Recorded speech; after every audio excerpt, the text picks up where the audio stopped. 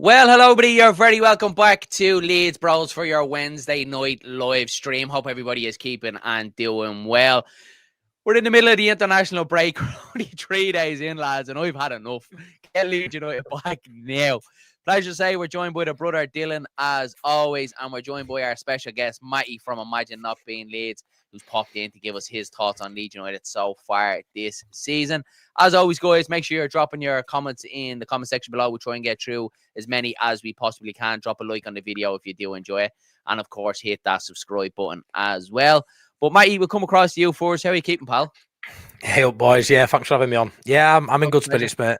Everything's going tickety-boo, I suppose, in normal life. Work's a bit so, but Same, yeah, we just try and look forward now to that Burnley game next weekend. But yeah, it's always a drab international break. We do our best to keep consistent with content because we enjoy talking about Leeds. But yeah, these are toughest moments out of the boys as Leeds fans in this space. That's for sure. Yeah, it's tough to try and get through the international break as well, and they think we still have the rest of this week and next week as well. I'm just like, I'm pulling my hair out. I'm just getting. It just felt like we were just getting into the swing of the Premier League as well, lads, didn't it? And then all of a sudden they cut us off again, and we have another one in November as well. Dylan, how are you, buddy? Again, you had a bit of trouble before we came on, frozen laptop and all that. Yeah, it seems to be. Usually it was the other way around. It used to be you, now it's me all the time. Yeah, other than me looking stressed out of my head and feel like I want to smash the thing up to pieces. Yeah, I'm all right. Yeah, just watching stuff on YouTube, yourself, Leeds, anything to keep it from going insane. Yeah, just watching highlights, watching even videos from last season, goals from last season. It's just once you get the cue, you can't stop. But yeah, international break absolutely wrecks my head. I've no interest whatsoever. Of any of them, even Ireland itself, it's all shit. Excuse me, French. But at least Matty over here, Matty's lucky enough that they have a decent national side. We have the Republic of Ireland to watch, which is basically watching, Sunday. Matty, I think your Theo's football on a Sunday would be better than the Republic of Ireland. 100%, mate. Watching my boy play on a weekend, rugby and football is my only escape at the minute, pal. So yeah, it's I can't wait for him to play Saturday, to be fair. Yeah, class. Love it. Can't wait till I get to that stage, going out on the weekend and watching the little boy kick ball about, be the angry dad on the sideline getting sent off. No doubt about it. Well, lads, let's get into it and let's talk about Leeds United so far. Obviously, we're 7 games into the Premier League season, 8 points scored. Matty, we'll pass it over to you. How are you feeling about obviously 7 games in? Is there a part of you saying could be doing a little bit better, or are we just about where we should be? Honestly, I'm super positive at minute, lads. So in terms of points, we could have more. Obviously, we maybe should have more by the way the games have gone, and I think we've been dealt quite a bit of bad luck as well in these opening 7 games. But I think if you'd have told us after 7 games we'd have been on 8 points going into this international break, I think we'd have all been happy with that. We have that term a lot with bite your hand off. I think a lot of people would have taken that after those 7 games. The rule of thumb is a point per game, and you're going to be somewhat like, and obviously we're playing above that at the minute. And with the fixtures we had, I think up to the index stats had us like the 4th hardest opening fixtures out of everyone in the league. So I think when you look at that and you take it all into account, it's a decent points return. I think playing the games and watching the games, the eye test, even the stats sort of show us we probably deserve more than the 8 points. But I think you look at the 2 games coming up. They're a great sort of benchmark to sort of measure where we're going to be at as well. We'll look at the teams we're playing. Both of those 2 sides are sides I predicted to finish lower than Leeds United. They're currently lower than Leeds United. So they're the games we need to be winning or getting close to maximum points out of. The games we've played, lads, bar Wolves, before we kicked the ball this season, who are you saying we're definitely beating out of those games? You look at it like that and you think, yeah, we beat really the only team. What a banker in my eyes. Everton's a winnable game. Bournemouth potentially. There's a few in there, Fulham away. But really, you look at the games and go, the only game for me, what a dead cert to win, were Wolves. And, we came from behind to win that. We've shown character. We've shown good football. We're solid. Every sort of box you want ticking, I think, to the eye test is there. So that's why I'm in a really good mood and really good spirits. And I think we're seeing enough adaptation from Farker. I can't praise the lads enough. I'm really happy with what I've seen. There is that little part of me where I just wish we had a couple of points more. And I think the boys deserve more than what we've got. Yeah. But I think for a newly promoted side, as Farker keeps saying, and we know we are, because it's rammed down us throughout every press conference, we're doing bloody brilliant bits, lads. I think we're doing really, really well. I'm in a really good spirit. Yeah, I think perfectly summed up, mate. I think you have to turn to me as well. I was positive, but I'm even more positive now after that. Love I that hope little so. Dylan, what about you? You're definitely, I wouldn't say you're a negative fan. You're a very Leedsy, skeptical sort of fan. You're one of them where you're always just waiting for shit to hit the fan. You're one of them that's peeping around the corner and going, what's going to derail Leeds United next, aren't you? I'm the one of the fans that enjoy misery. That's what it is.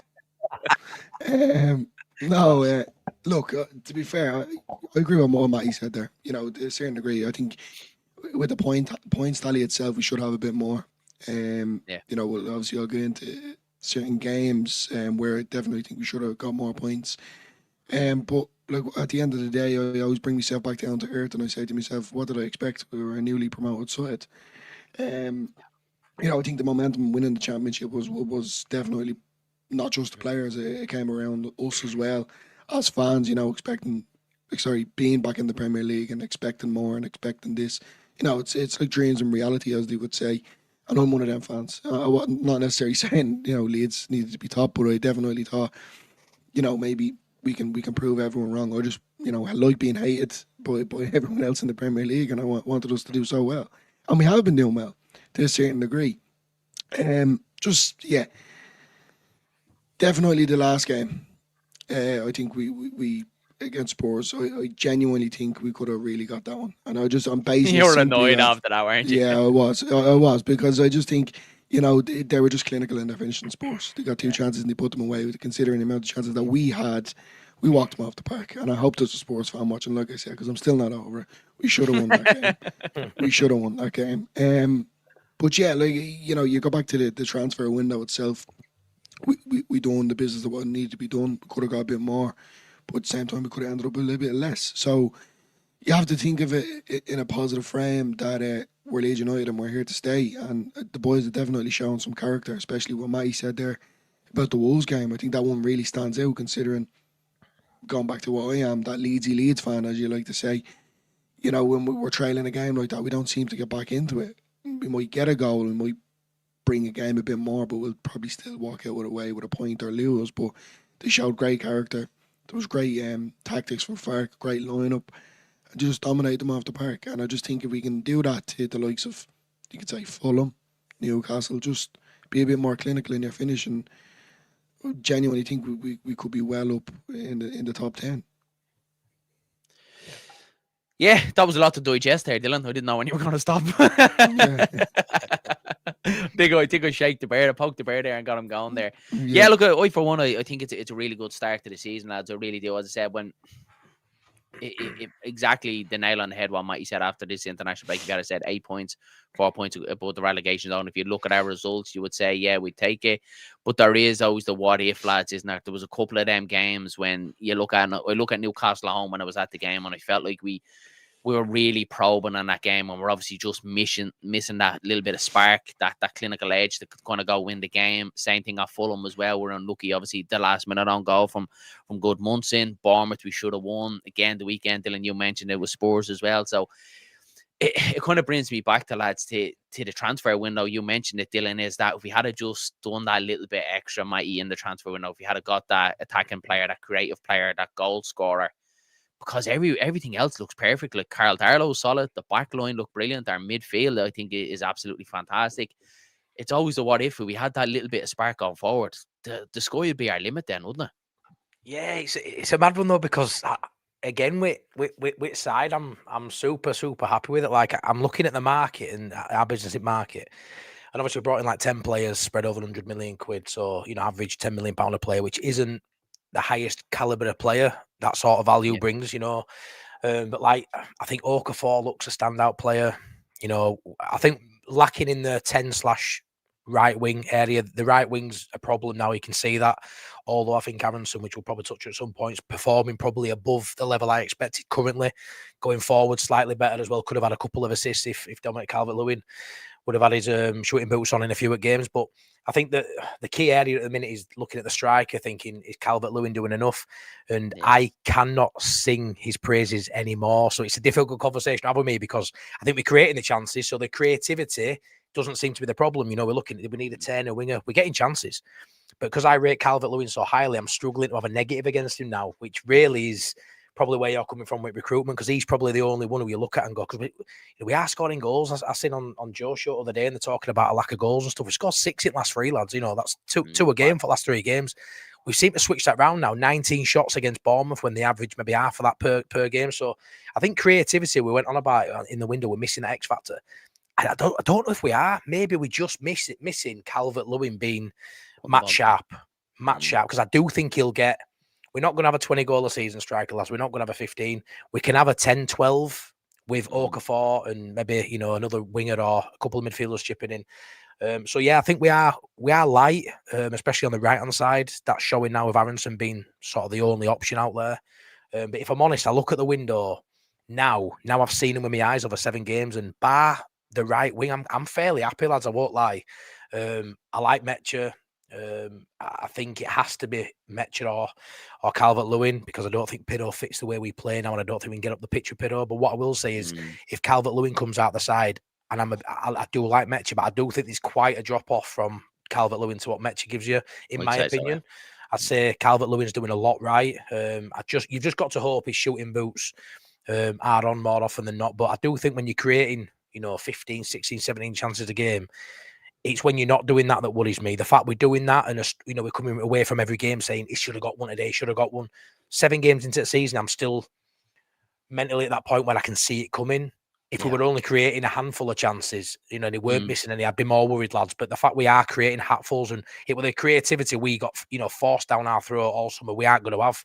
And actually, you see Longstaff, who's not really known as being a technically gifted footballer, he's now been able to put a set piece onto Rodon's head multiple times a game. So we're going to be getting goals from there, because the quality of the delivery from players we didn't expect. Anton Stack's a big brute coming into Marshall in midfield, actually can put it in top bins as good as any Spanish footballer could at last 20 years. You're seeing quality in all areas. So I think if Calvert-Lewin stays fit and he can get in and around 10 goals, I think he complements the rest of the side, lads.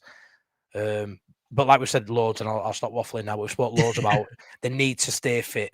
Our starting 11 is a very good starting 11 to play a couple of spaces minimum above that relegation zone. I don't think we're anywhere. I believe that was earlier. I don't think we're anywhere near that. Maybe 14th, 5th, you're always close to getting dragged into it. But I think the gulf between us and the bottom 3 will be quite vast, if I'm honest, as long as they stay fit, boys. Yeah, I think I agree, and it is exactly what Stephen Bourne says here. What happens if DCL gets injured? Yeah, he's not banging the goals in, but he's crucial as the way that we are playing. It's something that I fear most. That's the one that's holding the formation together, and that's it, Dylan, isn't it? As well with DCL, is that he's been crucial the way Leeds United have been playing. And Mikey touched on it a little bit there.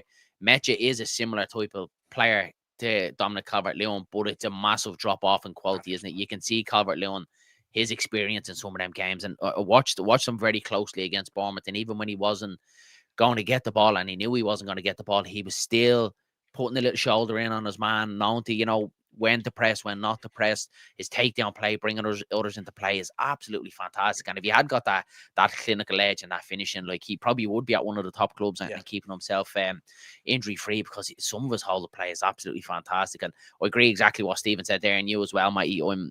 When Calvert-Lewin came in, it was one of them. It felt like the Solomon situation last year. It felt like, right, this is a gamble. If it works, it's going to work out very good. If it goes bad, it was underwhelming, Darren. It was underwhelming.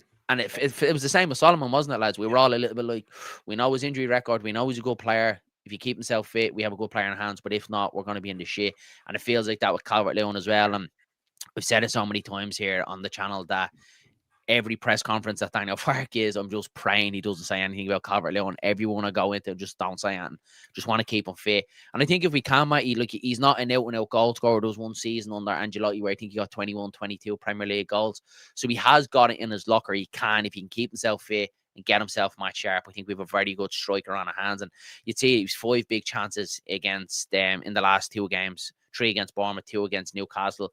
Even if he's putting 2 of them away, you'd say, like, it isn't too bad. But as you said, Mikey, I think we are creating, which is surprising because I think when you look at the players that we have individually, obviously Okafor aside, you look, they're not the most creative. So I think Farke is getting a real spark out of these players, and especially Aronson on that right-hand side.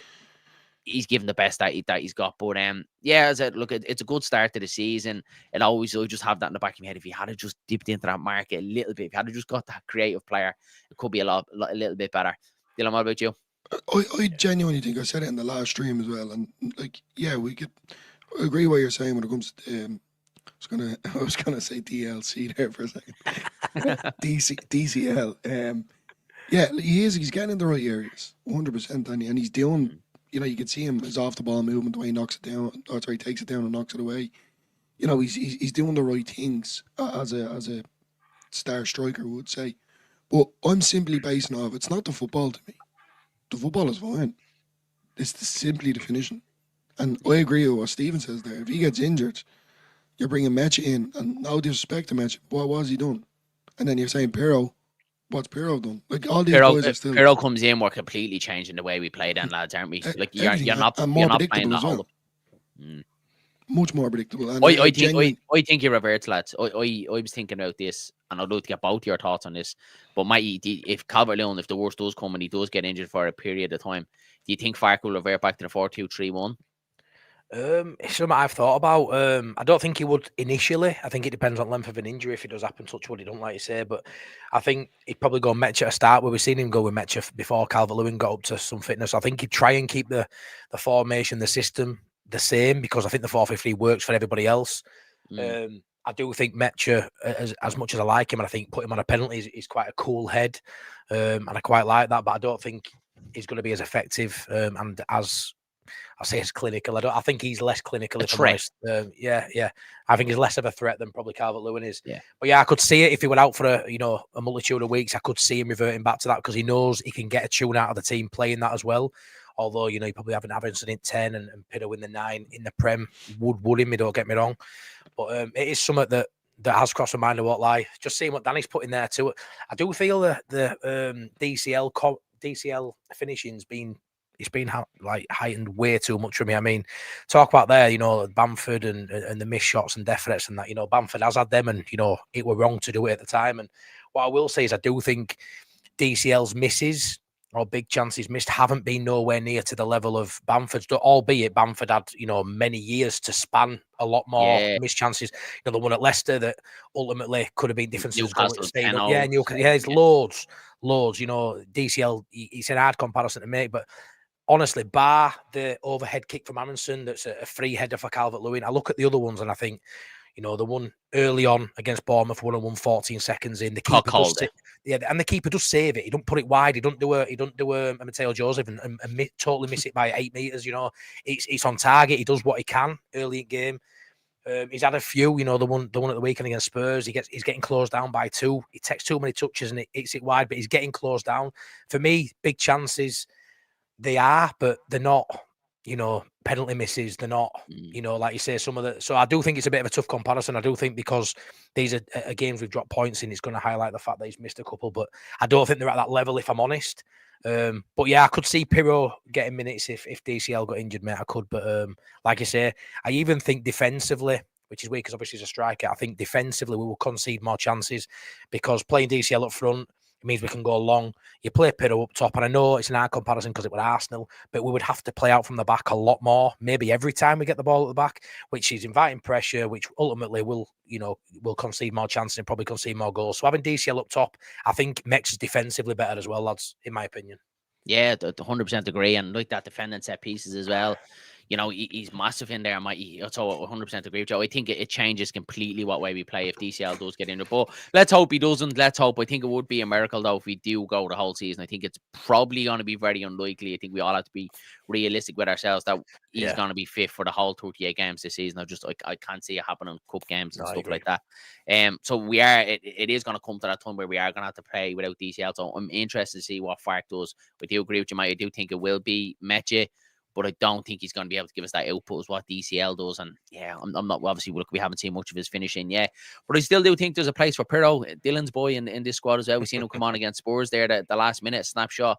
If he scores, he might get back into Fark's psyche then a little bit to kind of throw him on towards the tail end of games to try and go get that goal, because he is clinical, lads. We know that. I think at any level of football, you get Pirro in around that box. Like, that's the man who you want to drop in 9 times out of 10. He puts the ball in the back of the net. So yeah, I've seen a lot of people online, writing Pirro off now, saying, he doesn't get back in the side. I still think he has a role to play. There's people talking about moving him on in January, which for me is just not going to happen.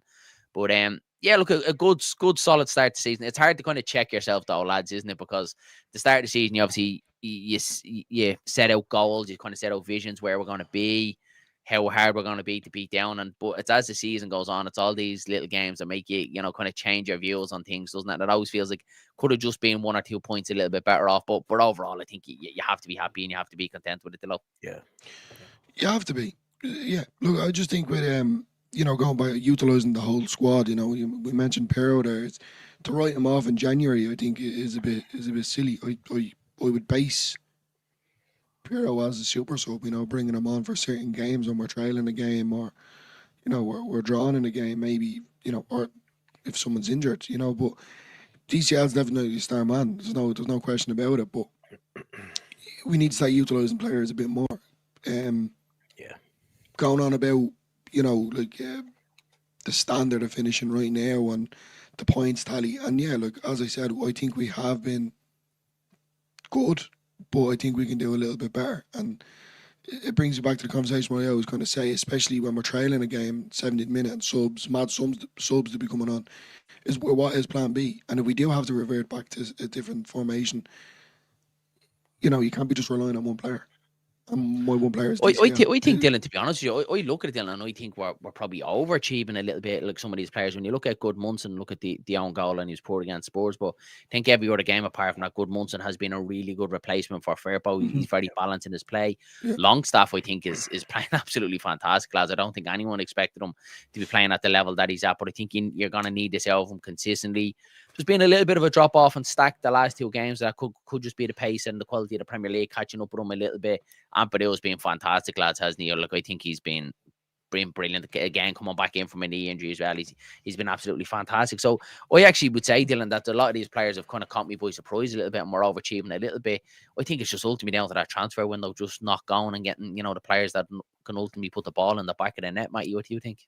Yeah, I do, mate. I think the Championship, the best of our Championships winning side, has complemented half of the new signings pretty well. I mean, you look at that side now; it's pretty much half of the new players are starting. Half of the sides, the Championship side that got us up there, the best of. I think Bogle's, he looks every bit a Premier League player. Ampadu especially does, and then I think some of the new signings say Stack's had a couple of games where he's looked like a world beater, and you think, wow, we won't have him 2 minutes if he stays at this level. Then he's come down a little bit. I don't think he's been poor, but by his standards, he's been a little bit below, and he's been outshone by the other 2 midfielders, which I didn't think I'd say many weeks, but that's happened. But I do think they complement each other really well.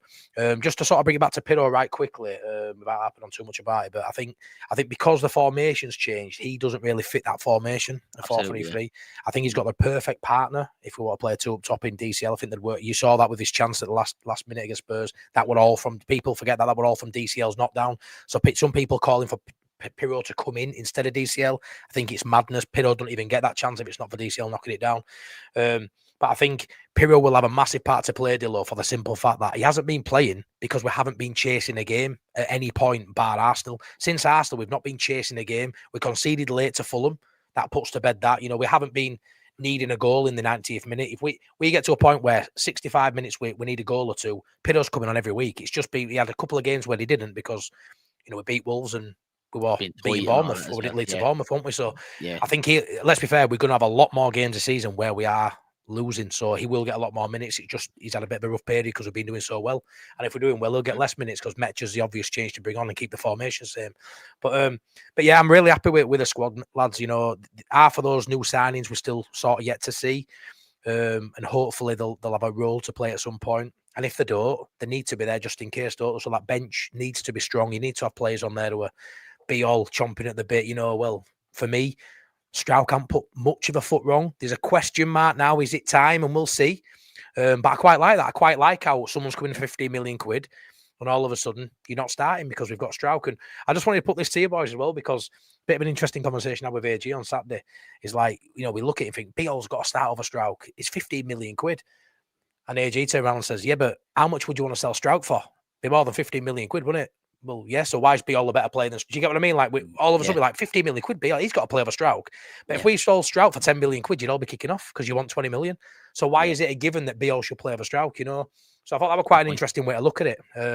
But that's a conversation to come. But yeah, I'm really happy. I think the best of our Championship side, lads, has complemented the 4 or 5 players that The we're new boys, sort of yeah. seeing now. I think so. Yeah, good balance.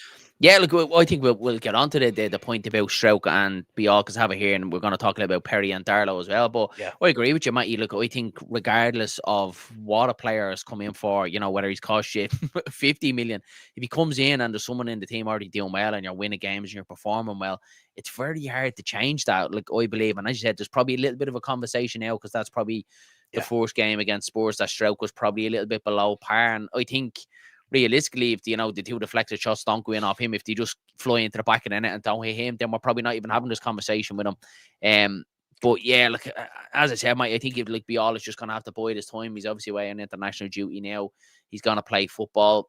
Realistically, I always try and put myself into Fark's way of thinking, and I just don't see him changing it. I don't see him changing it. Like regards Stroke, I think it's the only way he comes out of that team if he has an absolute disaster of a game, another probably Arsenal kind of sort of game before Fark changes it, or he gets injured. We know Fark, we've had him here now for 2 seasons now. He's very reluctant to break up that team. He's very reluctant to change it when things are going well. So I just don't see it happening. And I think it's a similar situation with Darlow and Perry. There's a few people saying that Perry has to come back in as soon as he's fully fit. But then if he doesn't perform at the level of Darlow or makes a howler, and we're questioning his kick out again, then you're like, why did we change it? So for me, I always think if it's not broken, don't change it, regardless of how much they cost. Well, that brings us back to that conversation that we had a few weeks ago, Darren, about Darlow and Perry, and Mike touched on it there about the price tag for Bial, and it's similar to Perry. If Perry's sitting on the bench, a 17 million price tag on top of him, that's great, wonderful. But at the end of the day, the backup goalkeeper, I think, has proven himself not only this season but especially last season to earn a spot, and like, no fault of Perry. Perry hasn't done anything wrong. He simply was injured. But if football goes on, we can't be waiting around, for certain things. If something happens or someone gets injured, the next player does come in. But I think consistency this season will be key, because I think if Leeds, we can't afford any big streaks, like lose or draws, because any few bad games of that, lads, are just going to drag us straight into a scrappy fight, something that we don't need. And obviously now we're not going to be too negative on it, but with Ellandroad being the fortress and that aura that it brings to every home game, I don't want anyone, nor fans, nor the players, to take that as a we've lost, now that's it sort of thing. We get up and fight and keep going, and bring it into certain teams and certain games when we need to fight scrappy at times. But yeah, that's where I am with that. Yeah.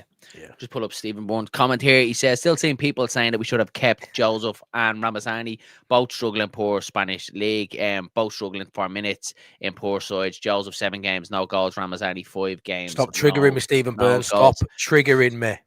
Yeah, look, I think it's more so the options, isn't it, lads, rather than the players. Like, if we had sent out Joseph and Ramazani, look what we have out on loan, and we replaced them with players as options on the team, then it would have been fine, fair enough. But the other side of that is, I'd probably rather have them here as options, just in case, especially on the winger position. Like, I think I'd rather Ramazani, coming on here to try and give us a little bit of a spark. And like, for me, Jack Harrison, look, again, it's just a conversation to have. I think you might have 1 or 2 moments across the season where he'll score goals or he'll assist and you'll say fine. But Ramazani, for me, is just more of a creative player. Joseph, yeah, there's a massive question mark there, lads, isn't there, over Joseph? He couldn't really hack it in the Championship, so ultimately you'll think he wasn't going to hack it in the Premier League as well. But Ramazani is one that I looked at because of where we're at now. I wouldn't mind having him in the squad as an option, because we obviously know that right wing position is completely flat, lads. Yeah, look, if you're going to go into January, obviously we're going to talk about it, and certain injuries do become a thing. Obviously with TJ being out, I know he's hopefully be back soon, and same with Willie Nanto, but let's be honest, there's going to be a few more injuries along the way. And if we're looking at January, they're definitely the players or positions that you want to fill. It's definitely a winger position and potentially another striker or a 10. That's what I would like, preferably. But yeah, I agree, Darren. I would rather Ramazani coming off the bench, that's for sure. then Or just rather as the an Jack as Hands. an option, Dylan. Yeah, I'd 100%. rather just have I an agree. option there, 100%, because we're obviously very light there at the minute, and like that, I think, like we seen Ramazani's quality at times again. It's always going to be that question mark: can he do it in the Premier League? But just because we're light in that position, he's one that I wouldn't mind having at the minute, 100%. Dylan obviously touched on it there, Mikey, a little bit about the January transfer window. We obviously heard Robbie Evans at the end of the summer transfer window saying that it's not something that they have planned going into the January window. It's not something that they like doing. Should Leeds United be looking at the January window? Because for all they should be. They'll have they'll have a list. They'll have people who the fancy. They'll know areas that they need to improve. You keep talking about, don't you, on your videos about Harry Wilson still kicking around, isn't it? That's still a possibility. They may go back there. I don't think they need much. I think it is just, they may look at that right wing spot. I don't think there'll be multitude of changes or multitude of people to come in. I'm under the impression we'd need to, raise some funds to even do that, unless it's a loan. I'm not too sure how it works. I don't think we'd be selling many players, lads, to bring funds in. I don't think so. And we know as well, lads, we've had windows where it looks like we need to make signings or we aren't going to achieve our goals. It all depends where we are, to be fair. It's hard to sort of say now. I mean, if we're sitting in 13th, which is a possibility, maybe 12th, who knows, it's a possibility, and we've got a 6-7 point buffer, I'd hang me out on us not doing any business at all. They've gambled a lot more than they will have done at that point for me. So I think they'll only do it, I think, if we're in the bottom three and they're desperate and they're panicking a little bit.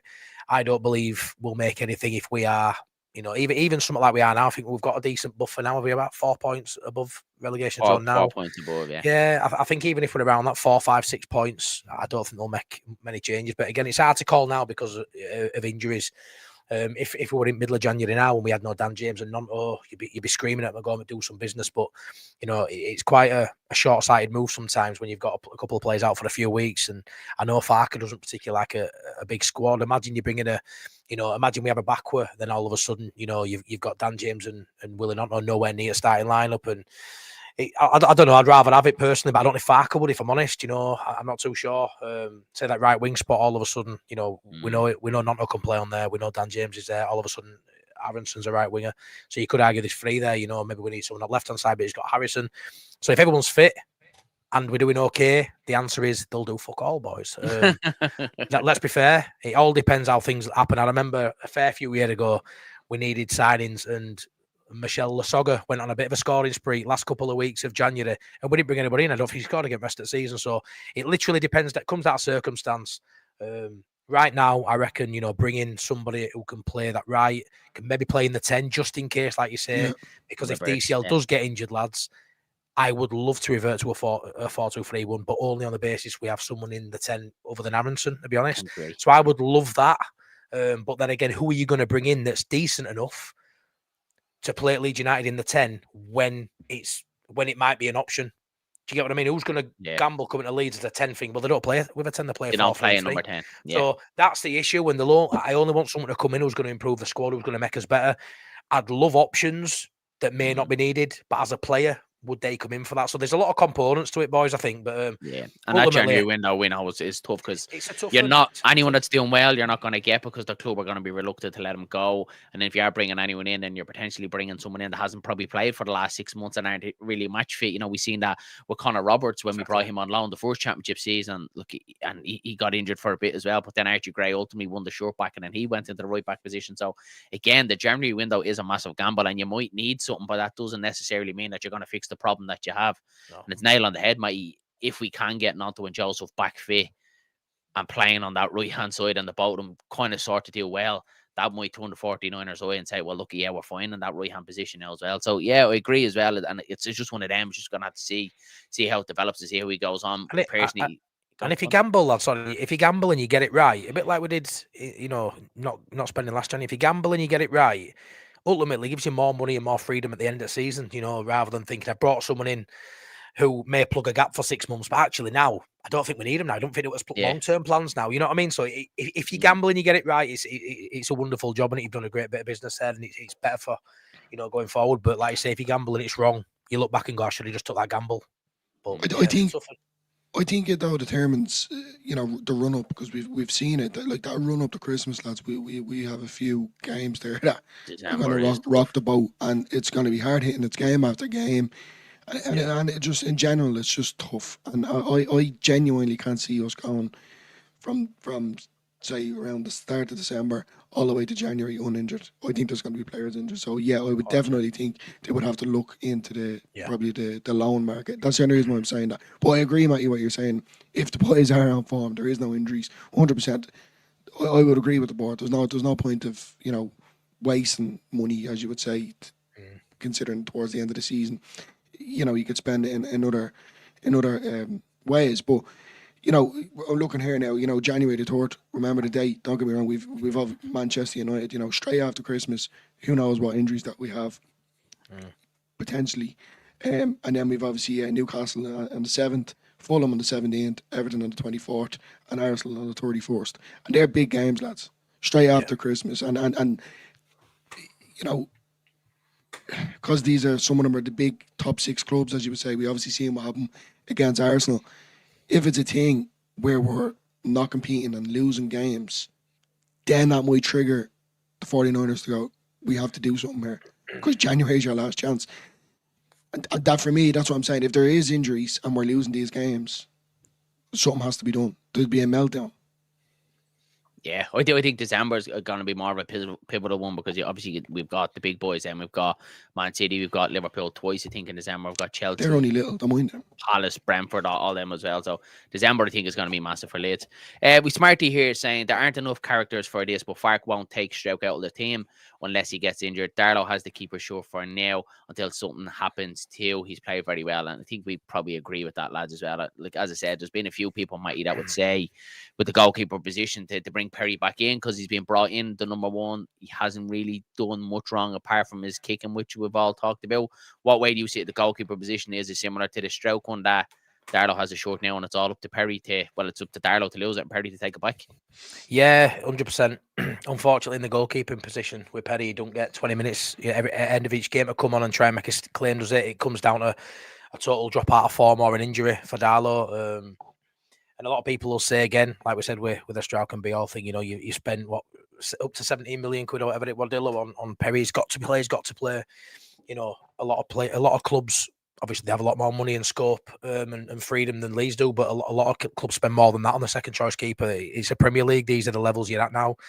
Having a multi-million-pound player on the bench, it's alien to us, but somewhat hopefully we'll get used to, because we'll be in this level now and we'll just keep adding to that. But I think Darlow, it's definitely is to lose.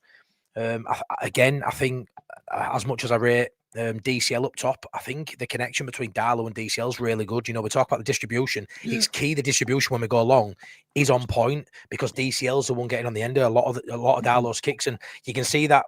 Don't get me wrong, Perry can go along, but for now it's working. He's getting the best out of DCL. He's getting us up the pitch, and a lot of that starts at Darlow. I think he's definitely better with his feet than what Perry is.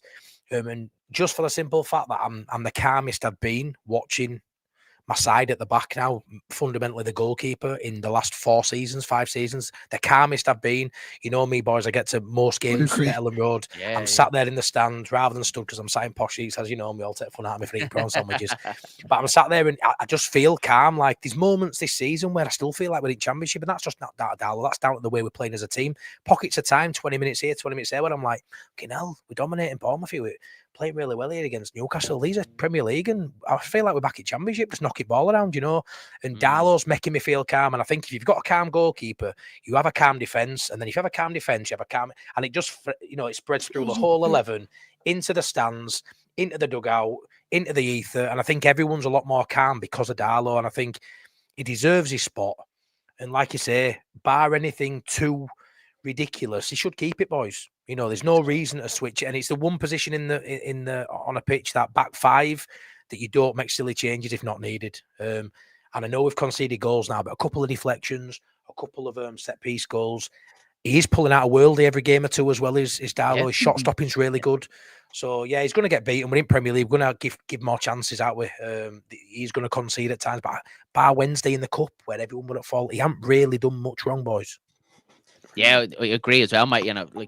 you've probably seen it as well on some of your channels. We've had some people comment and say, what was the point of bringing Perry in? Then why did we spend 17 million? And hindsight is a great thing, isn't it? But could you imagine the meltdown if we did not sign a number one goalkeeper in the summer? Exactly. If we had went into this season with Carl Darlow and Neil Amelia as our goalkeepers, there would have been a meltdown on the fan base. And I think we all, if you asked any Leeds fan that summer, that we all wanted a goalkeeper and we'd done it. And just because it hasn't worked out doesn't mean it was necessarily a waste. It was a position for me that we definitely had to do. And who knows that it was going to turn out this way, and who knows what way it's going to be, maybe Fark does decide to bring Perry back in and he's fantastic. But I think it was definitely a position that we had to cover. But just at the minute, that's football, lads. That's the way it goes. I've played football all my life growing up as well. And it's when you have that shirt, it's your job to keep it. And Darlow's been doing fantastic. Well.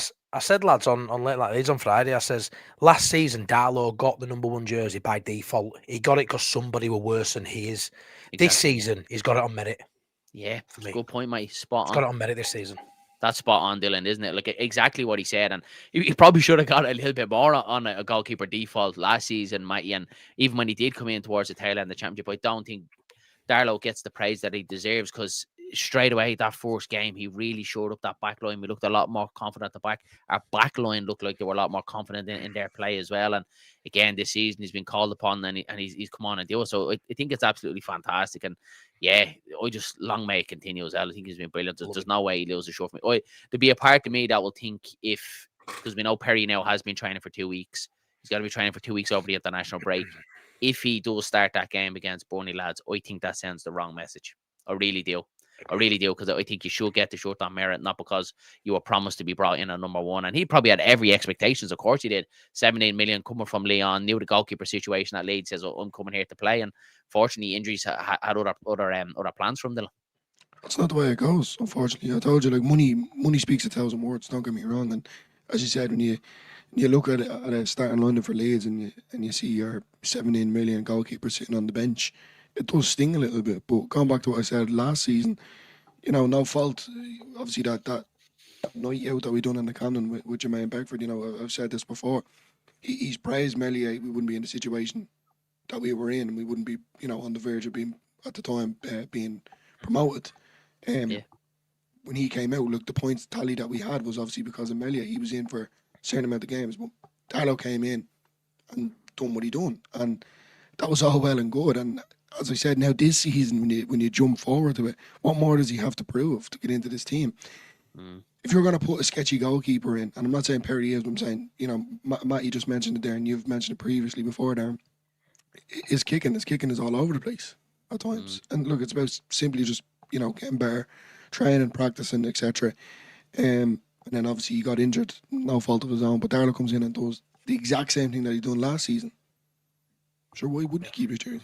And you're right in what you're saying, that does send out a bad message. And not only does it send out a bad message to the players and the individuals, and there might be a few hiccups between certain individuals, but it also sends a bad message to the board, and it certainly sends a bad message to the fans that we've basically just threw 17 million out the window.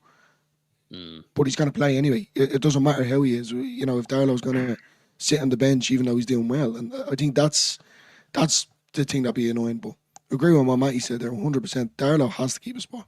I'm saying this weeks, lads. Weeks. Yeah, I think he will. Like I say, he doesn't change much. Usually, I don't see this changing. I think the whole Welsh connections are decent things. Well, it runs through spine that team, especially when Dan James is there as well. From keeper to Rodon to Ampadu, and then Dan James when he's in there. I just think it's even down to language. I don't know what Perry speaks Brazilian, French. I ain't got a bloody clue. But even just to a clear voice at the back, Darwin, exactly. He ain't speaking like that, is he? If he gets that though. Yeah, exactly. For me, there's just no need to change it. But like I say, unfortunately for Perry, it's not a position where he can actually win his shirt back. I think in goal, you kind of have to wait for you. The keeping up against to sort of make a howler to sort of give you the opportunity. But I am looking at this week, boys, thinking in the lead up to Burnley, we're having the conversation about Strauch and Beal. You can have the conversation about Perry and Darlow because they're both fit and raring to go, and because we've conceded 4 in the last 2. But the context to that is there wasn't really Strauch's fault. We can nitpick and say maybe could have got, and they definitely weren't Darlow's fault. But when you look at the side, we started scoring goals now. not really much to change there. 6 goals in 3 games is good, but we conceded 4 in 2. And we've got a number 1 goalkeeper who we've spent a lot of money on, and a number 1 centre-half who we spent a lot of money on. Do we just try it to see if it shows up the defence? So there is definitely a conversation to have, and it wouldn't be the strangest thing to happen if both were to change. But it would feel quite wild knowing Farke and knowing that, to be fair, the goals haven't really been their fault, if you get me. You know, it's just the Premier League you are going to concede. It was just the boys being clinical, Matty. That's what it was. Being honest, like as I said, the amount of chances we had up the other end, we were just clinical. We would probably have smashed them. You can see the difference in Premier League fairly quick. That's all it is. We can have all chances, and they only need 1 or 2 when it's in back at them. Exactly. Yeah. But would you honestly say, I'm asking you now, would you think Leeds dominated Spurs to a certain degree? Like I would say dominated. All the stats. I think we dominated. I think we dominated, but I think they always look dangerous on the counter. Always, every time they got the ball, I thought they could score, but we had the ball a lot, and I thought we looked really comfortable. But when we gifted possession, which we did at times, we looked vulnerable very quickly. But comfortable for big parts, but vulnerable very quickly, several occasions. But that's the quality they possess. I mean, take Kudus out of that team, I think we win that 3-1, if I'm honest. Yeah. I think sometimes in Premier League, they've got great squads, but let's be fair, bringing Brennan Johnson on 89th minute is just a bit of a joke. This is the levels. This is the levels. So, but yeah, I would say even Bournemouth. I think there were the pockets of time when I'm sat there against Bournemouth and Spurs. They're 2 of the sides. I mean, sat there going, "Wow, this is I can't actually believe how well we're doing," because that's why I'm happy.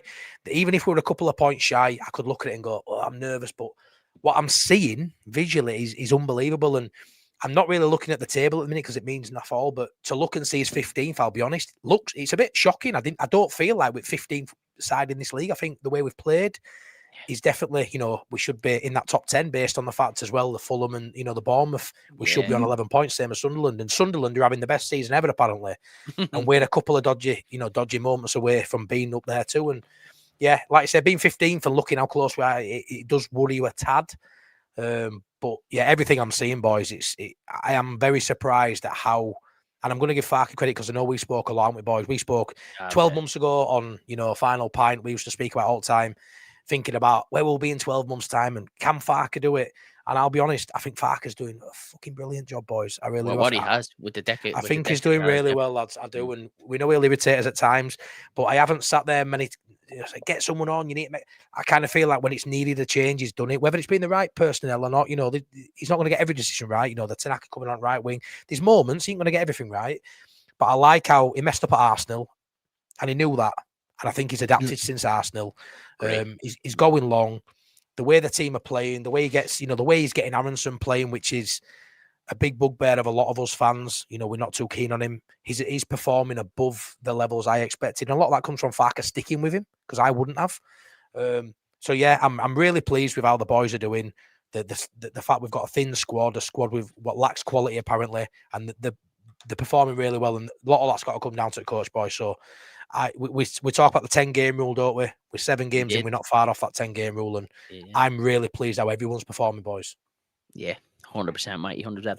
I just want to flash up here real quick before we move on. Thanks very much to Michael, who's became a member of Leeds Bros. Really appreciate it, Michael. You've been here a long time now, buddy. It's about time you became a member, actually, Michael. What's that word to you? Thanks very much, pal. Do really appreciate the support, as always. Stephen Bourne says here, Darlow was playing international football with a good team that consists of a spine of our team. He deserves his place this side. Mike, you touched on it as well. That Welsh connection, that chemistry as well. It's a massive thing as well, isn't it? Top banana is here. Darlow has left 5 goals in the last 3 games, so could be changed. Yeah, well, I wouldn't really say to any fault of his own, though, Top banana, to kind of counter your point a little bit. That's where I think Mikey's kind of touched on as well. It's been really no fault of his own, and the same with Stroke as well. Like, I think if it's a kick of a ball, isn't it? Like, you think if Stroke blocks them 2 chances and they don't go near the net, then we're all saying, Jesus, Stroke had a man of the match performance. That's fine line football is, not just the Premier League, just football in general. Well, when you go back to last season, when Melia and the amount of times with the 3 of us that we were doing stream saying, he has to come out. The following Saturday, you come, you see the team sheet and Melia is still in there. We need to back him. That's all I kept being told. So, yeah, no, honestly though, you know what I mean? And it used to rile me up something. It'd be mad, wouldn't it, Dillo? For all the times we wanted Melia out of the side, for all the messages he stayed in. Take Darlow out now would be great. Exactly. And I know there's an argument, there's an argument now that he's got a better player waiting in the wings than what Darlow, what Melia. But I'll tell you what, That'd be unbelievable, wouldn't it, if he did that? After all the times he should have took Mez out.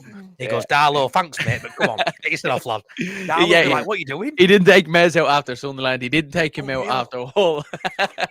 No, now I will go. I'll lose it altogether. If I were Darlow, I'd be asking for a move in January. If that Yeah. happened, I'd be like, yeah, Yeah, get me so out of would this I. club.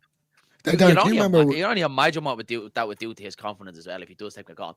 I've done everything I possibly can. Some fantastic performances, and you're taking me out for this. It would just be crazy. You're right, though, mate. That would be the most Leeds United thing ever. Do you remember It would, last season we were at the? It was the Swansea game where I tried to jump over the barrier for that clown for Swansea. Remember? It was right behind the dugout. I was going to lose it altogether. Anyway, Right, Dilly, you need to give this a little bit of context. So, Okay, if anyone okay, remember so- the 2-2 draw at Ellandroad last year, Leeds were winning 2-1 and Swansea scored in the last minute. So the boy Franco that plays for Swansea jumped up out the dugout and jumped out over the dugout and was giving it to Leeds fans behind the dugout. And of course, the one fella he decides to point at is Dylan. So Dylan's trying to get over into the away dugout at Ellandroad, being held back by a steward trying to attack Franco. But So I then- did to him, I always just poke the bear with you, Dylan, don't I? I always just say, I wonder what your man Franco's up to. But honestly, do you know, put me on the pitch for 5 minutes with him. I wouldn't have an ACL left on either of these. Yeah, your knee wouldn't last. I know, yeah. Just- one tackle, that's all I need. One tackle. Just- But yeah, you know, we obviously, apart from me going, you know, we're waiting for the players to come out. We went waiting for the lads to come out. And apart from me, as I said, waiting for Franco to come out because I wanted to say something to him. But other than that, You didn't know that and you bottled it. no, yeah. Darlow, we seen Darlow was the first player to come out. And I think me and you had a conversation off camera and we said, what does this guy need to do to get into this team?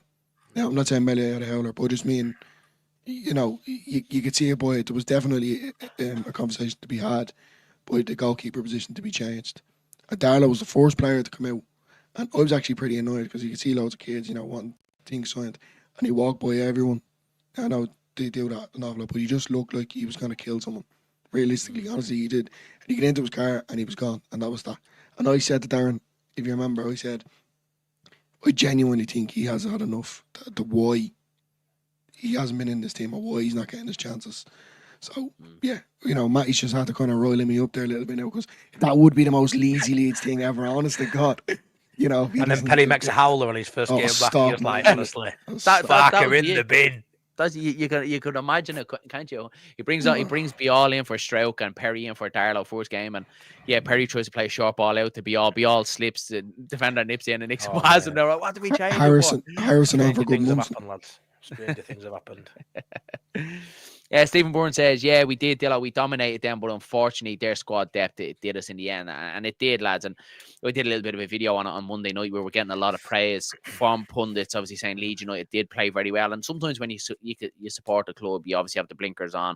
We all felt like we were at least good enough for a draw. So, and I know it was a couple of, you know, like ex-scrubbers like Rooney saying it, Chris Sutton, who talks to his arse, Alan Shearer, and that as well, who always seems to score for fun against Leeds United. But all the pundits were all giving Leeds United praise, saying like we were the better team in that game against Spurs. And for me, lads, that's obviously, look, it's fantastic to hear. But do you think, lads, that there's gonna have to come a stage in this season, and we'll pass it to Mikey, that, you know, we need to be on the right end of them. We need to be scoring a last minute equaliser. You know, we need to get a last minute own goal, you know, to kind of turn them points in our favour, because it just feels like we can't have this bad luck for the rest of the season.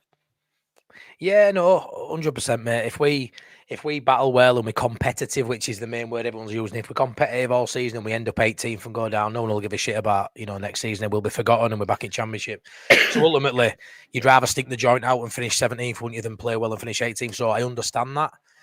I just back, you know, we've got enough to do better than that and get the points and see something, which is what I'm happy. That's what I want to see as a football fan. You know, I want to go watch my team play good stuff and get the points. And I think we've got the balance right between both. You know, the amount of points we've got against how we're playing is pretty good. You know, I would rather come out of a game saying the lads left everything on the field, and sometimes you'll come away the wrong side of it, but at least every game bar Arsenal, lads, I've been able to come away and go, we couldn't have given no more there. Yeah, there's moments in games, you know, if every single player were a 10 out of 10, none of these would play at Leeds, so there's always going to be frailties in people's games, but I definitely want to walk away and think the lads perform to the maximum, they give everything, and I'm really surprised to see how well we look in terms of, building up from the back, going long, flick-ons, just the whole way we play football. I didn't expect it to be an exciting brand. I mean, how many times do people on channels talk about it's going to be a boring brand of football, but it's got to be this to get through based on the physical players we were signing? That's bullshit. We're playing good stuff. We aren't playing boring football at all. And maybe 50% of the time we're going long. We're going a little bit more direct, goofball. But even that's not boring. That's not boring. I mean, I'm enjoying the whole season. So, yeah, to answer your question, we do need to turn them into points. But I don't think, like I said earlier, lads, I don't think we've played many teams that we should be getting. Like you said earlier, Dillo, we should have got points here and there. We could have got points here and there. Whether we should be beating Bournemouth is another question. Whether we should be drawing against Spurs is the word. Could have, 100%. But should have, maybe not. But we should be doing Burnley. We should be doing West Ham. We should be doing Sunderland home and away when we got those. So I think in those games, lads, that's where those good performances are turned into maximum points. There are battles, yeah. I think that's how you got to look at it. The should and the could sometimes gets mixed up, I think. And I think, that's how I am. Yeah, I'm just a lazy Leeds fan, and when I look at it from the way it looks, that's what it's all about. It's all about opinions. I just think, especially Spurs, I agree with what you said there. We dominated, and look, that's what it's all about. But what I will say is, I agree with the way that we are playing. It's much more enjoyable, and especially when Darren is. I think probably like the most exciting thing about it, lads, is that it's good to see that Fark did change it, because we, like what you said, Matty, we had numerous conversations, and a lot of people here in the chat have been following the channel from the start, and they said, going back to the final point days, we were worried about what Fark was going to be like in the Premiership, because we obviously seen him under Norwich. He stuck to that same way, didn't he? What he done in the Championship, he tried to play the same way, and understandably, look, it worked for him, but that second season, he still failed to change. We seen him as well, his stubbornness as well at times in the Championship. That first year when we lost in the playoff final, the stubbornness to change things. But we've seen a bit of flexibility from Fark now, hasn't we? Especially after that Arsenal game, which I think was a massive wake-up call. It was a massive wake-up call. And I said it after the game as well, that we need to take the lessons from this. We need to take the lessons forward, that against them big sides, so we can't try and play out from the back like that and invite them on. Arsenal, the best, pressing side, you could say up there, the best pressing side in the Premier League. We tried to play out the back away from home against them. Was very, very naive. But I agree with you, he changed a lot after that. We start going a little bit kind of not all the time, but when we had to try and get us up the pitch a little bit more, we were. And we can do that now with Calvert-Lewin as well, which is obviously class to see. But I do like that. I like that we can have that where we can keep the ball, we can keep possession, but also we can go a little bit route one as well when we have to. And it's a good dynamic, and it's good to see Fark actually is flexible, because it's something I'm very surprised that I didn't think he would do. And even the change of formation, his whole career, even at Norwich as well, we always seen him. It was the 4-2-3-1. He'd never go away from it. I was so surprised that he went 4-3-3, because I was sure that first game of the season against Everton, it was going to be back to the 4-2-3-1. And it's good to see that he is learning as well. Yeah, no, I agree, mate. I think if he had the personnel, the 4-2-3-1 might be the way forward. If we had, if we'd have gone and got an out-and-out 10, he would happy. Even if we'd have brought in a Hamer, maybe it'd have gone that way. But maybe that's something we bring in. If we get to a point in the season where it's not working, lads, and something needs to change, I don't think it doesn't seem too alien now for him to switch up to a 4-2-3-1. Whereas last season, for him to leave that 4-2-3-1 to a 4-3-3, would have said, "Sod off, you got no chance." Whereas now he's reverted. Now he's gone like that. I don't think it'd be too much for him to revert back if he felt necessary. And I also think with the Arsenal game, boys, I think if we played Arsenal next Saturday away from home, with this setup, I don't think we get beat 5-0. I think he's learned. I think the side's learned. I think we've improved. I think the Arsenal game came at the right time. We were able to switch things up fairly early. Brought down to earth for a bit of a bang after such a great promotion.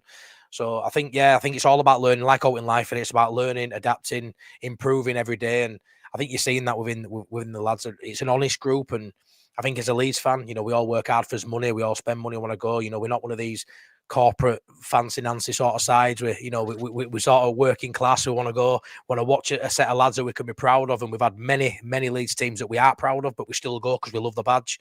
This is a group of lads that are honest and hard working. And there's a little bit of quality in there too, which maybe a few of us didn't expect and a few pundits didn't expect. And I'm dead happy. I'm not an XG merchant, but I've seen somewhere today that I think we're fifth in the league of creating chances, which again, this Leeds side isn't going to create chances because we haven't got the player, and we're sticking two fingers up at a lot of people at the minute.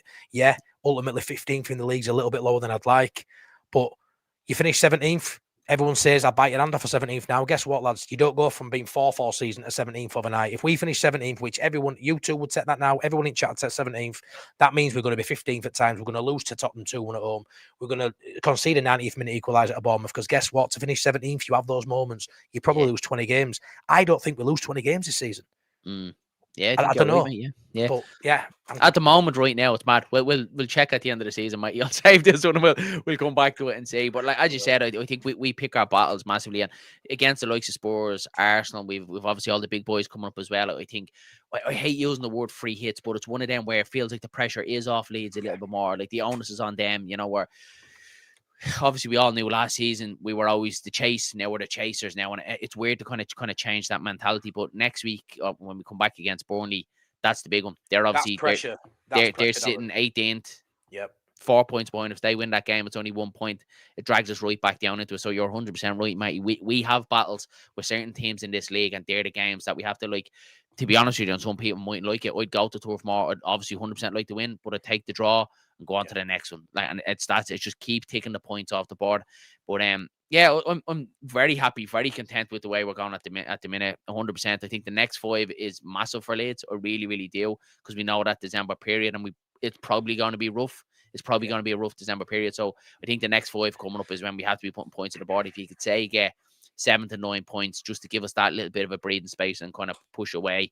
We don't know what West Ham side we're going to come up against as well. Nuno is going to have this, you know, these 2 weeks international break with them as well. So that West Ham side that we come up against as well, it could be a totally different West Ham side from what we've seen under Potter as well. So it's just the nature of the league, lads, isn't it? It's going to swing in roundabouts. There's going to be ups and downs, but it's just what we all wanted, lads. We all sat here last season, this stage last season when we were starting the championship. We would have killed to be in the Premier League, but we're here now. But there's a part of you, mighty, that you have to try and check yourself and go, this is why we wanted to be here. We want to enjoy it. We want to pip ourselves up against the big ones. Mate, I'd rather be at home beating Plymouth 4-0, or, you know, 2-1 down with 28 to go at home at Spurs in Premier League, try to get a goal back. You know, let's be fair, we'd rather win in that game, yeah, but I'd rather be the latter. You know, these are the games, and we'll speak about Burnley and West Ham, and you know, there's games we should be targeting to win, but these tough games that, you know, we dread. Liverpool twice in December. Oh, it's crippling when you look at the fixture list. But my God, I can't wait to watch my team play Liverpool. I can't wait to watch my team play Scum. You know, the Spurs, the Cities, all these sides. You know, all these rivalries and all these top sides. This is what we're in Premier League for. We know it's not going to be pretty, but here's what it is, boys. It's football. It's jeopardy. It's life. We move. Yeah, you Dylan as well. It's about just enjoying these moments, isn't it? Being back in the Premier League. We've had some horrid times over the last 20 years at this football club. So for people like you, Dylan, that we enjoy losing 2-1 against Spurs, like, should we check ourselves a little bit? Yeah. It's a certain Mate, we've lost to Histon and Mark Wright's Crawley. I know that cup game, but we've lost to some shot, losing to Spurs 2-1, but coming out of it saying we're best side. We're not that bad, are we? Oh no, yeah, no, I agree 100%. It's just on the wind up to 2 years, but it's frustrating, mate. I get it. I know from me, you know, I've said it before. I've only ever seen Leeds being in the League One or Championship, you know, playing against, you know, Scunthorpe United. God love them. He's just a baby, you know? Just exactly, just a little baby. But this little baby knows what he's talking about. That's for sure. What a little baby in the corner, apart from that corner. Lifetime in misery. Exactly, that's what it's all about. But when it comes to, you know, being in the Premier League, it's a privilege to see your team. As I said, when Bielsa done it, I've never seen it before, ever. You know, you go back to when we were in the Premier League beforehand, it was just YouTube videos. I never get to see it in real life. So now that we're here doing it, and I keep saying, I said it last season as well, we're like the sleeping giant or beast that's awoken. So yeah, you have to enjoy it. That's what you do. But if I want to whinge along the way where I think our team should have won, I'm going to do that. Your channel, do what you want. Realistically, like, we're football fans. I might mention it there. You want Leeds to be Plymouth at home. You want Leeds to be Spurs at home. You always want Leeds to win matches. You're always going to want them to do better. If we're up in the Champions League place or chasing league, we're always going to want Leeds to do better. That's just, we're football fans, aren't we, Mike? We're so fickle. We always want our club to do better. And we always believe that we should be doing better than what we're actually doing. But yeah, as I said, there's times where you have to bring yourself back down to reality. Remember where we are. Remember where we came from. But I think the performances that we have it's been absolutely brilliant, and I just hope that we do continue in this vein as well, because it looks like it's going in the right direction. Fark's getting a very good tune out of these players at the minute. One last one, lads, that I want to bring up, and I'm very interested to get your thoughts on this one because I haven't decided yet. So I want to see what ways are going to sway me. We touched on it a little bit, Mikey, about Anton Stack not being at the level of what we've seen him before, because he set them standards straight away when he came in. The free kick against Wolves, you know, we had a world beater, as you said it as well, a little bit like Tanaka last season. He's not going to be at Leeds United for long. He's kind of stepped off it a little bit. Is there a conversation to be had that maybe he comes out against Burnley and Tanaka takes his place? Not for me. Really, Not for me. Yeah, I'll try and nail it pretty quick because I'm sorry that it's run over an hour. You normally don't do an hour, but when I'm on the show, you're definitely going to do more than an hour, boys. It's me. That's what I do. But no, for the simple fact, if he's gone off the boil in the last 2 games, which a few people are saying, look at the competition. What were his best games? Everton, Wolves. Both games were won. Both games, the 2 fixtures out of 7, you look like we should win or could win. Yeah. We've now got Burnley and West Ham next, boys. Keep your best players on pitch. I think Burnley and West Ham, he dominates, he plays well, and we're coming out after West Ham game saying, I'm glad we picked that player to play. I think if you come out of those 2 games, then maybe you look at Tanaka and go, right, it's your time to step in. But he's got a bit of rest now, 2 weeks off, no international break for him. So I do think it's the perfect time to give him that that sort of role again. And I think because he's playing 2 sides, we should have a bit more at ball. We should, let's be fair, lads. We'll go into these probably 2 games being favourites. Probably for the first time this season, I'd look at it and go, we're probably our favourites both games. And yeah, I think Stack will play well based on that. I think to sort of castraise him for the last 2 games, which he hasn't been brilliant, no, but he hasn't been shy either. I think look at the midfield he were playing against in both games. There's some top operators there. That's why both them sides will finish in top 8, definitely. Spurs top 4 for me this season. Put him against Burnley and West Ham, and I think you'll see the Anton Stack with him for a couple of performances this season, boys. I don't agree with Sean Healy there whatsoever. I don't know. For me, he doesn't come in for that. If he doesn't come in then for Stack, he definitely doesn't come in for Ampadu. Not a hope in hell. He's been brilliant, and he doesn't come in for Longstaff for me either. Longstaff's number 1 on team sheet now, boys. He's the number 1 name. I was just about to say, and I think he's probably just at this week where we sit right now. He's the best signing that we've had at the minute, I think, because the way he's performing at the minute, I think he's absolutely fantastic. Yeah, being absolutely fantastic. So there's no way then you change it for me. So for me, then going off what Mikey said, if he's not bringing him in now for Stack, he doesn't get in ahead of Longstaff, doesn't get hit ahead of Ampadu. Absolutely not. Maybe Fark has a chance to maybe swap it up and change maybe second game if he's gonna start, Stack. If he's gonna start Stack, Longstaff, and Ampadu against Burnley, does he change it then and bring Tanaka in and kind of rotate it a little bit more? We've seen Pep doing that at City. He kind of likes to change it every second game. There's a possibility there, Dylan, isn't? But what would you, Dylan, with Stack? Because I know, Dylan, after Spurs, you were a little bit disappointed in Stack. Would you bring Tanaka in for Burnley? No. 100% no. Stack kind of holds up that kind of midfield, and he loves a good tackle. Yeah, he drops off here and there, but like we've seen it with Tanaka as well. But it's simply down to different horses for different courses. But for Stephen Bourne shutting John down straight away. Sean, obviously Longstaff is our best player. Will you stop? I just think Stack is he's just steady and he gets it. And look, to be honest with you, lads, I love his little cartoon effects that he puts up on Instagram. That's really what I get excited about. Would he do that if he's on bench? Maybe not. So he probably would. To be fair, he probably would. But no, you've seen it. He has that kind of flair about him. We've seen it with the free kick. He breaks a play really well. Look, he goes missing at times, but what player doesn't? But when you have Ampadu sitting in there, dropping in, holding the game up, I think it speaks for itself, if I'm being honest with you. And we know Stack's top level, don't we, lads, as well? We know Stack's top level. We've seen what he can do. We don't quite know if Tanaka can get there. Yeah, he'll only get there if he plays minutes. But I think based on the fact that we've seen what Stack can do, I do know by subbing him off for Tanaka a bit earlier than Tanaka's been getting minutes, that's probably the first sign that a couple more performances like this, Anton, and that'll be the switch. I think he does that a lot, does Fargan, and he'll sub you a couple of times, and all of a sudden you'll be out there maybe third time of happening. So I do think it's probably a bit of a warning sign there that you've dropped a little bit below where I want you to be at. But I think because we know what level he can do, I think he's got another couple of chances, boys, before that becomes a switch. Yeah, I think so as well. And in fairness to him as well, lads, he wasn't brought in to play that position either. He was obviously brought in as a number 6, and I think he's happened to fall into that kind of attacking midfield role. So something that he's getting used to as well, and in a different division, higher quality.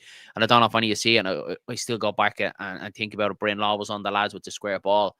and he spoke with Brinlaw off air, just having a chat, and Brinlaw mentioned that he's mentioned about the quality of the Premier League. It's took him by surprise, getting used to the surroundings, new area, new city, and you do kind of forget that as fans as well, that it's a big thing for these boys. If you put yourselves in their shoes, you're moving your family to a different country, totally new team, different country, all that, that comes into play as well. So, yeah, as I said, I hope he gets back to it. I hope it's just he's kind of adjusting to life in the Premier League, because, as I said, a little bit off against Bournemouth. He was in and out of the game. Spurs, he went missing for large parts as well, but Matty, I think, is on the head. He's playing against the size of Burnley. You're looking for him to kind of shine again. And it's here as well, top banana as well. He would take our free kicks as well. Which obviously, yeah, any free kicking around the box, get him on. It's got to be Anton again, isn't it? Who took the best last sort of direct free kick? It was Anton Stack, wasn't it? So as good as Longstaff is at delivering it into box, I wouldn't change that. But I think if you get one outside box, you give it to Stack, don't you? You've got to. Yeah. And it's good. It's good. I'm delighted. One thing I am delighted about with the Stack situation, that he is off corners now as well. Because when he was on corners, for me, we spoke about after the Aviva, Matty, didn't we? When we played AC Milan, and he was taking the corner kicks, and it was driving us mad. And Longstaff is putting some brilliant balls into the box as well, and not just the same lob down in. He's varying them a little bit as well. But the set piece as well is another thing I take a lot of comfort from as well, Dylan. We spoke about, Mike, even with you for a long time, last 18 months, we spoke about Leeds set pieces driving us mad. But again, it's another dynamic to our game for the Premier League that was a must, and it's just so good to see that now that we're taking corners or balls into the box. Oh, we could score from this. We're in the Championship. It was like, yeah, we're not scoring from this. Yeah, it's looking a lot more promising. It is, 100%. I mean, DCL's good in there. Rodon's looking deadly now, and like you say, I think with Longstaff with his delivery from set pieces now, it's getting the sweet spot. It's just too far for keeper to come out. The keeper, I don't think I've seen keeper come out and punch one of Longstaff's yet. He's getting the right distance from the keeper. He's beating the first man every time. I think there's only been one that went a bit too long. Other than that, they've all been pretty much on penalty spot. I'm quite liking as well how it looks like not only just the delivery, but I think because the delivery is so good at the minute, it looks like we're focused on him a little bit more. I mean, there's been a few where it's like he's targeting a certain player in the box who's then heading it back across the box for that second ball, whereas before it just felt like it was going in sort of willy-nilly with no hope. Now, before I'd say just let him have a goal kick, I'm not bothered. Now it looks like every time there's a corner, he's going to get it in and around the box. It looks like this sort of a set move, a set play sort of developing in front of your eyes. Now it looks like there's a bit of a bit of a reason to get excited as a fan now every corner, which is, again, Darren, it's something we hoped for, something we prayed for, something we didn't need until we hit the Premier League, really, because we were too good in open play. It didn't matter. Whereas it definitely matters now. And if we can get, 7, 8, 9 goals from a corner, they could be difference makers in that buffer of staying up and going down, couldn't it? So delighted with how it's going.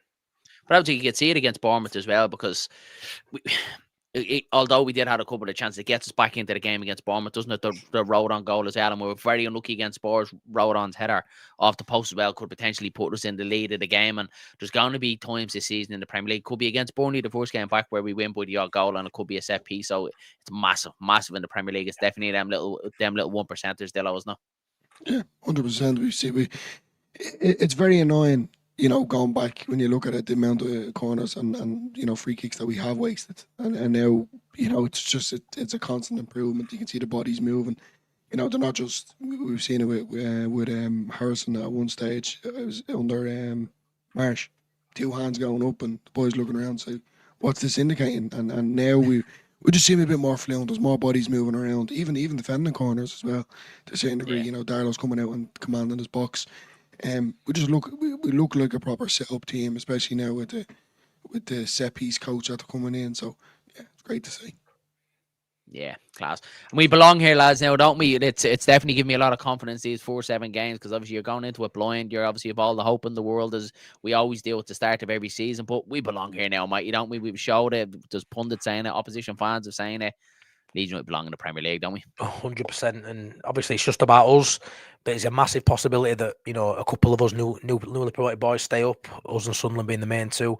I'd love it if all three could just to stick 2 fingers up at the hierarchy and just say, it's not as cut and dry as what you think. I understand these levels, but I do think that, certain sides, not all Championship sides, but certain sides in the Championship can come up and can compete and can establish yourself. Your Bombs, your Forest, it weren't too long ago. They were, your Brentfords, they were championship sides. If you do it right and you've got and you coached well, you can do it. And I firmly believe in what I'm seeing, that we'll be one of those sides, boys, that stays up, develops, improves, and ultimately can get where those sides are in a few years. Yeah, agree. And you've seen all the pundits say, you've seen opposition fans saying that like the amount of Premier League predictions is just something I never do anyway. But you've seen them all saying Leeds, Sunderland, Burnley are all the three to go back down, and they're going to book that trend. I'd love to see all three of us stay up. I'd love to see all three of us staying up, just to give the two fingers to the whole lot and bring that a little bit kind of closer together as well. And you know, your West Hams, your Brentford, your Wolves, like let them go down and just bring that a little bit kind of closer together. But ultimately, for the time being, I'll just worry about Leeds United staying in this division, and then I'll look at the rest of it. But Dylan, it is good to be back though, isn't it? In the Premier League, it's a bit of a whirlwind, obviously being back, but the exciting fixtures are going to start rolling through when we start playing the big boys now as well. But it's good to be back, and we belong here, Dylan, don't we? We must stay. We have to stay. I think we've invested and you know, brought too much players in and hype around the club. You know, even just down to the away jersey this year. You know, the advertising for bringing the legends back to the club that played in that jersey in the Premier League. So it's just all about the hype of Leeds. We deserve to be here as much as any other club does. But you know, we're a one city club that everyone hates. Let's prove them all wrong that we can stay up and we can grow, as Matty said, and you know, hopefully establish ourselves to be a Premier League team, and you know, hopefully one day fight for Europe or potentially even win the league. It's a dream. That's the dream. We're not on holiday. We're not here to rent. We're here to buy and build an extension and have a family here. That's it. Yeah, absolutely. We're here to stay. And look, it is exciting times. If you're not getting excited about this under the 49ers now, stadium expansion, back in the Premier League, like what are you a fan for then? So you have to be excited about it. But lads, before we wrap it up, any final words, Mate? We'll pass it over to you first. No, just thanks for having me on, boys. Don't do it as much as I'd like. Really getting on other people's shows. It's not something I'm massively interested on. As soon as you message me, I'll be like, yeah, sorry, I've got to get on and speak to you, boys. Cause I love you a bit. But no, thanks for letting me come on. No, pleasure. Yeah, I hope everything's well your end. And yeah, that's it, boys. Thank you very much. Yeah, no, it's a pleasure having you on as always here. It's something that we're going to try and do every Wednesday now, as we all know, and everyone's probably fed up here, and the YouTube algorithm is absolutely on the floor at the minute. So it was nice to just get on here and have a chat about Leeds United and not worry about all that sort of stuff. So yeah, class to have you on, and we, as you said, definitely have to do a lot more. Great. Dylan, before we wrap it up, Pan, out to say to all these lovely people. Oh, thanks to everyone that tuned in. Thanks to Matty that joined us. Yeah, really enjoyed it, and I'm positive. I'm definitely positive. Yeah, absolutely. Right, lads, we leave it there. That is it for your Wednesday night broadcast. Thanks very much to everyone that did pop in the chat and gave us all the comments. Absolutely love to see it. Before you leave, guys, please don't forget to drop a like on the video and, of course, hit subscribe to the channel. So mind yourselves, mind each other. Catch you in the next one.